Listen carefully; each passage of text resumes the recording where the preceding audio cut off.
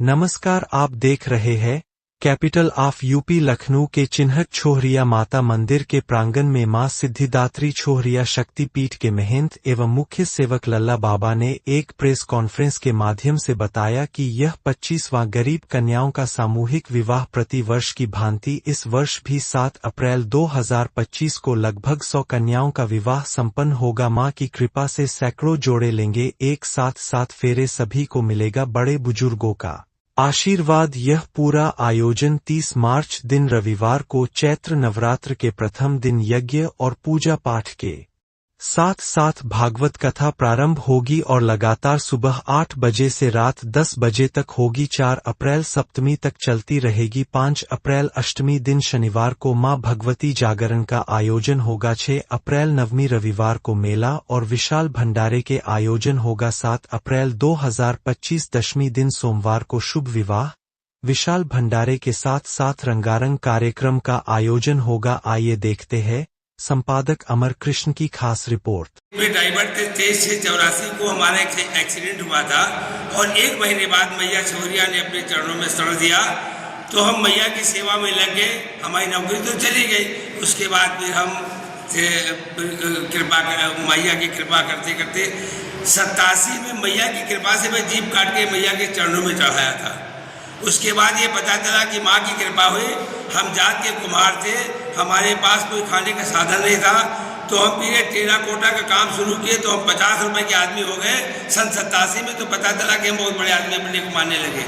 फिर वो धीरे धीरे हम टेराकोटा की लाइन में गए। हम अपने हिंदुस्तान की मिट्टी को न्यूयॉर्क और जर्मनी भेजना शुरू किए। तो एक बार प्रेस कॉन्फ्रेंस हुई थी दिल्ली में, तो प्रधानमंत्री की तरफ से हुआ था कि हिंदुस्तान की कला को जिंदा रखने के लिए क्या क्या समझता है कारीगरों के सामने। तो मैंने अपनी बात रखी कि भाई सोने की कला जाती है तो मटेरियल प्लस लेबर, हम हिंदुस्तान की मिट्टी को लेबर प्लस करके सोना और डॉलर मंगाते।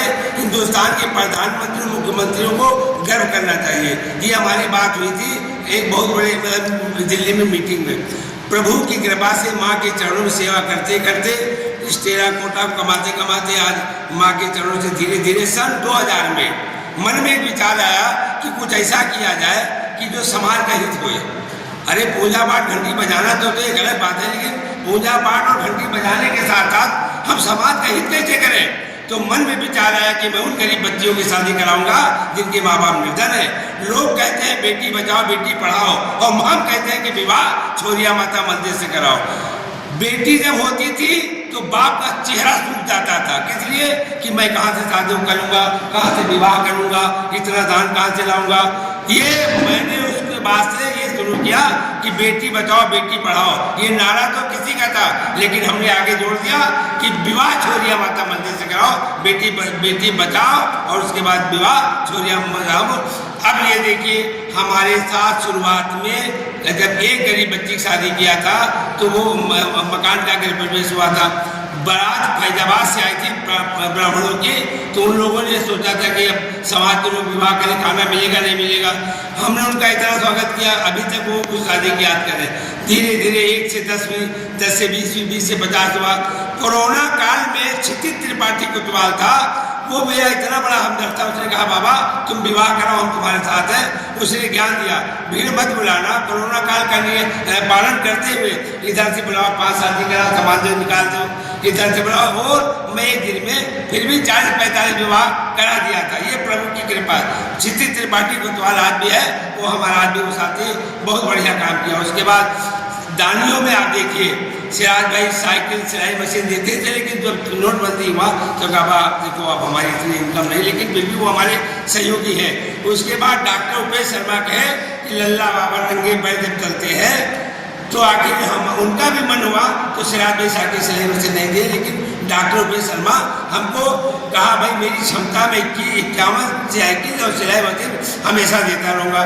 देखिए स्टैंड पंखा 1250 रुपये कीमत है, 100 पंखे। कानपुर के एक मिश्रा जी हैं, सुनील मिश्रा जी, वो पंखा उनका भी अभी उतर चुका है।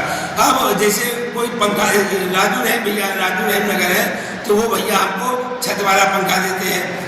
उसके बाद सबसे बड़ी बात, पिछले साल हमारे रिंकू भैया और प्रदीप भैया इनके भाई, बड़े भाई जब यहाँ पर आए तो कहा यार मैं नाम तो सुनता था छोरिया माता का, लेकिन प्रांगण में आके उनका इतना मन गदगद हुआ, मन प्रफुल्लित हुआ। उन्होंने कहा कि हे प्रभु, हम रहते तो पास में, लेकिन ये नज़ारा हमको देखने को मिला, बहुत अच्छा लगा। और उन्होंने पिछले साल कहा था कि बाबा जो कम पढ़े, जो साइकिल कम पढ़े, क्या उनका जितनी होती है हम देंगे। उन्होंने साइकिल दिया, प्रदीप भैया ने साइकिल दिया। इस बार हम सब लोग होली मिलन में गए तो सबसे बड़ी बात हमारी ये कही कि बाबा जो कम पड़ेगा वो हमसे बताना। ये मैं प्रदीप भैया, रिंकू भैया के लिए मैं दिल से इतना वो करता हूँ कि हे भैया, भक्तों का भंडारा भर्ती नहीं रहोगी तो तुम्हारे दान में कैसे देंगे अगले साल। भंडारा का भक्तों का भंडारा भर्ती रहोगी तो दान हमको कार्यक्रम में मिलता रहेगा। ये हमारी मैया से प्रार्थना है, अनुरोध है। और हमारी बात आप सुन लीजिए। देखिए, मैं जात का कुम्हार हूँ, मैं जात का पिछड़ी जात से आता हूँ, प्रभु के लिए राम काज कर रहा हूँ, ये सभी लोग हमारे साथ हैं। लेकिन भाई जिनके अंदर कुछ खुराफाते हैं भाई, वो कुछ करते हैं। लेकिन अब जैसे कुछ लोग आते हैं, 2-4 दिन लगे, उनको हमारी कहीं मठाधीशी चाहिए, उनको कहीं मतलब यहाँ से धन चाहिए। सैलू पाड़े एक हमारे साथ ऐसे लगे हैं, वो ये कह रहे हैं कि लल्ला बाबा कोई गलत काम नहीं कर रहे, लल्ला बाबा राम काज करें, सनातन का काम करें, लल्ला बाबा के साथ हम 24 घंटा लगे हैं और लगे रहेंगे। उसके बाद मैं अभी तक सरकारी कोई, देखो हम किसी की ना आलोचना करते ना कहते, जो लोग कहते हैं मैं उनकी बारे आपको बता रहा हूँ कि बागेश्वर धाम 2 साल से शादी कर रहा तो बहुत कुछ, हमने कहा हम हाईलाइट के लिए कोई काम नहीं कर रहे, ना हम सरकार तक पहुंच सकते हैं, ना ही सरकार हमको कोई मदद करने को तैयार है। लेकिन इस बार हमारे क्षेत्र के श्री योगेश शुक्ला जी जो विधायक हैं, उन्होंने लिस्ट मांगी और कहा है कि हम पूरा प्रयास करके इन बच्चियों को, जो योगी जी ने 1 लाख रुपए देने का वादा किया है, अप्रैल में हम इन बच्चियों को पूरा जो सरकार का निधि देने की बात है वो हम पूरी कोशिश करके बच्चियों को दान और धन दिलवाएंगे। उसके लिए मैं दिल से बिहार जी का और जो दानदाता हैं, जो दानी हैं, एक पूरी जो 1-1 किलो आटा भी देते हैं, मैं उनका दिल से स्वागत और अभिनंदन करता हूँ। हमारे 87 से 84 से हम मैया की सेवा कर रहे हैं। माँ की कृपा से हमारे जीवन में 2 लोग आए, उन्होंने कहा कि बाबा मैं भंडारा करूँगा, विवाह करूँगा, किसी का 1 पैसा नहीं लगेगा, सारा मैं लगाऊंगा। तो हमने कहा प्रभु ये नहीं हो सकता, जो हमारे साथ 1-1 किलो आटा दान दे रहे थे, हम उनका दान कहाँ ले जाएंगे। मैंने कहा पहले 1 किलो आटा गरीबों का लगेगा, उसके बाद तुम्हारा लगेगा। उसके बाद वो कहे ठीक है जय माता की। हमने कहा जाओ भाई, हमारे साथ गरीब आदमी, बैकवर्ड आदमी, हमारे साथ जितने माता जी के भक्त हैं सब हमारे साथ लगे, उसमें कोई जात का नहीं है। हमारे साथ दलित भी है, हमारे साथ बैकवर्ड भी है, हमारे पास सबर भी है, हमारे साथ मुस्लिम भी लगा हुआ। के बारे में जब ये गाँव बसा तो यहाँ ये छोरिया माता के उतरे पे मतलब पिंडियों की पूजा हो, आज भी पिंडी रखी हुई है। तो पिंडियों की पूजा होते हुए पता चला कि जो है ये जब लखौड़ी पैदा हुई तो छोटा सा मठिया बना।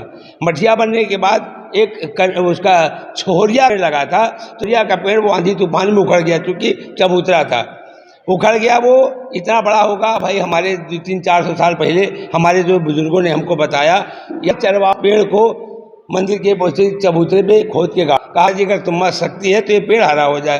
तो जब पेड़ हरा हो गया, जब से छोरिया माता का नाम नहीं तो यहाँ बड़की देवी कहा जाता था इन माता जी का। जैसे चौक में काली बड़ी है, वैसे ये दुर्गा बड़ी, लखनऊ की बड़ी दुर्गा, ये छोरिया माता बड़की देवी कहा जाता है। उसके बाद ये माता जी की जो है फिर लोगों ने चबूतरा बनवाया, किसी की मन्नत पे बड़ा मठिया बनवाया।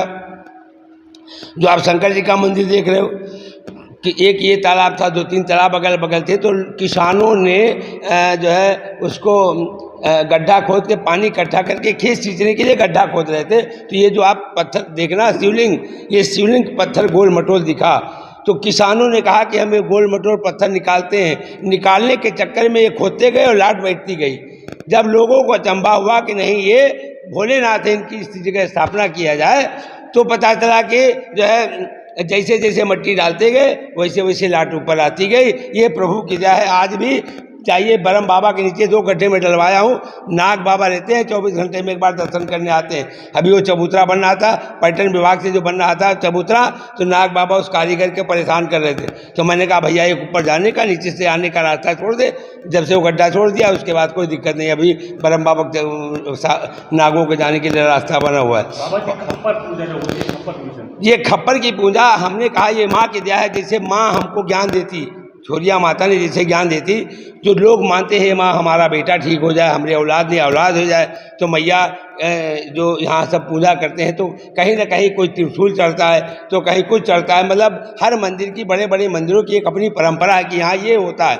लेकिन पूरे हिंदुस्तान में छोरिया माता का मंदिर एक ऐसा है क्योंकि खप्पर की व्यवस्था ये मंदिर करता है, मिट्टी के खप्पर की व्यवस्था मंदिर करता है, और उसमें 5 बेल की मिठाई भरी जाती है। पूरी व्यवस्था दुकान में मिलती है। लोग मानते हैं कि माँ हमको पुत्र हो जाए, हम 5 खप्पर चढ़ाएंगे, हम 2 खप्पर चढ़ाएंगे, तो मैया पूरा करती है। और ये खप्पर की व्यवस्था, उसमें बत्ती जो जला के, ये माँ की दया से ये खप्पर की पूजा जैसे माँ ज्ञान देती है, जैसे माँ ने ज्ञान दिया उस हिसाब से खप्पर भर के पूजा होती है। अच्छा, इस आयोजन में लगभग कितने लोगों को उम्मीद है? देखिए माँ के बारे में अभी तक जितनी उम्मीद देखे हैं उससे पब्लिक रहेगी, 19 नहीं रहेगी। अब आप पता लगा लीजिए कि आपको इसलिए नहीं कहना है, जितने कार्यक्रम में थे, अगर 15 की भीड़ करते तो